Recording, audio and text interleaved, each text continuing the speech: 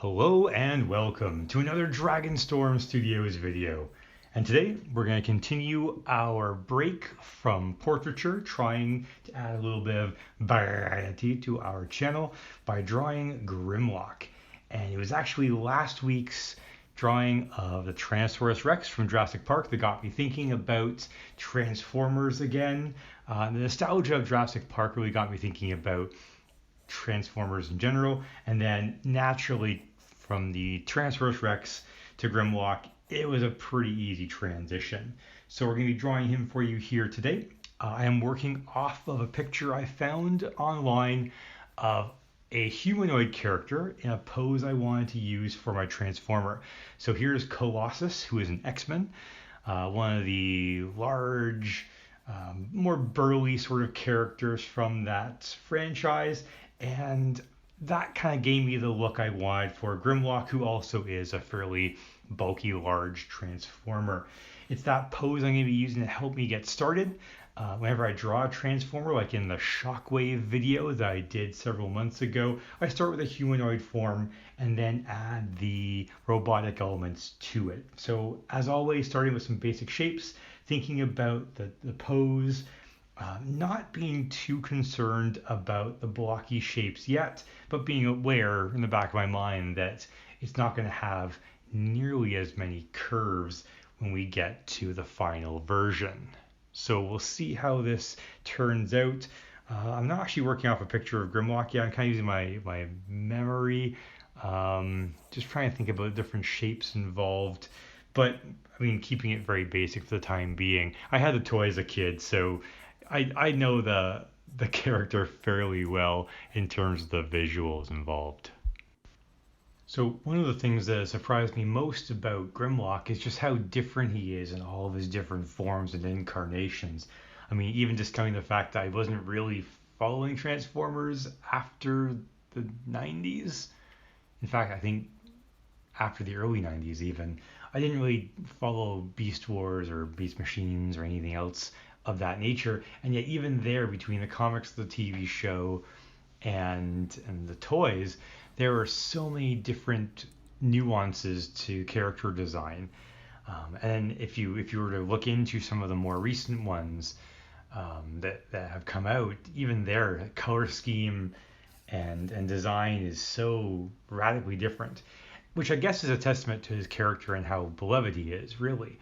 But it made drawing him and designing him and thinking of the different details in him, in a way, great, because I was able to kind of do my own thing with it without worrying about continuity too much, but also frustrating in the sense that I wanted it to look like Grimlock. And let's face it, when it comes to character design of the robot modes of these characters, they are. I mean, there's only so much you can really do to make them distinct and unique, after all. But I think in the end what I have here with Grimlock is looking pretty good so far. And of course, shading is very important in any drawing, really, but especially with Grimlock, who is largely a lighter tone character.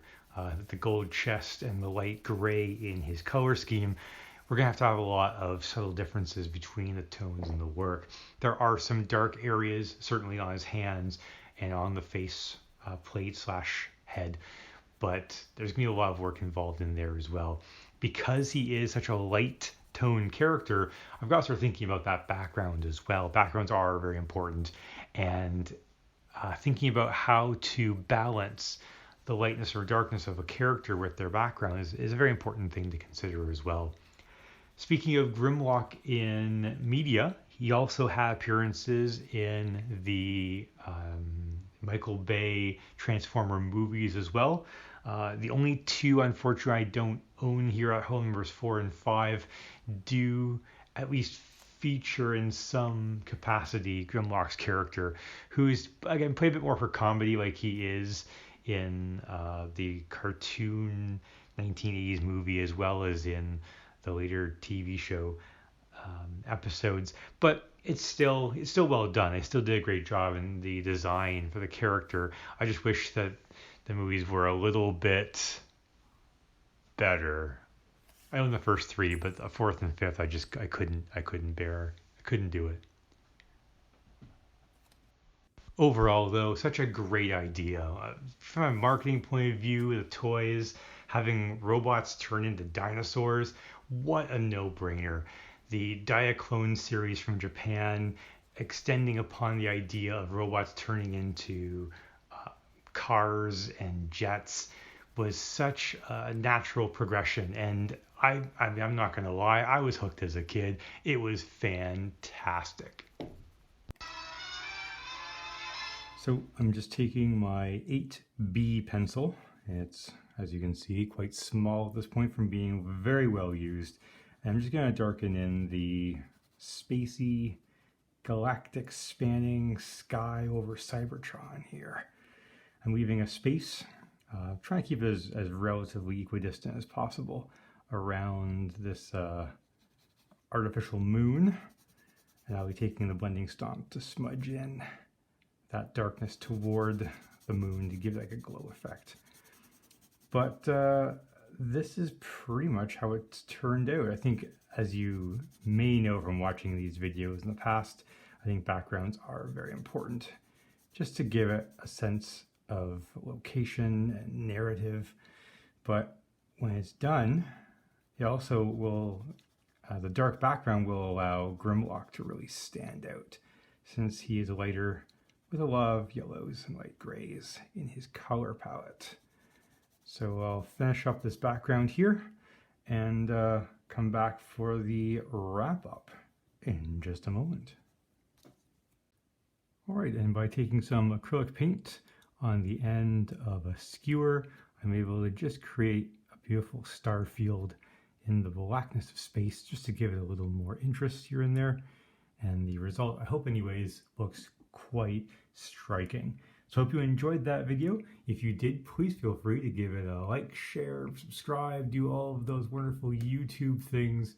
I'll just kind of pan across the picture because, as always, it's a little bit taller than my camera can pick up. But there's the end result of Grimlock from the G1 version of Transformers. Thank you so much for watching. Have yourselves a fantastic day.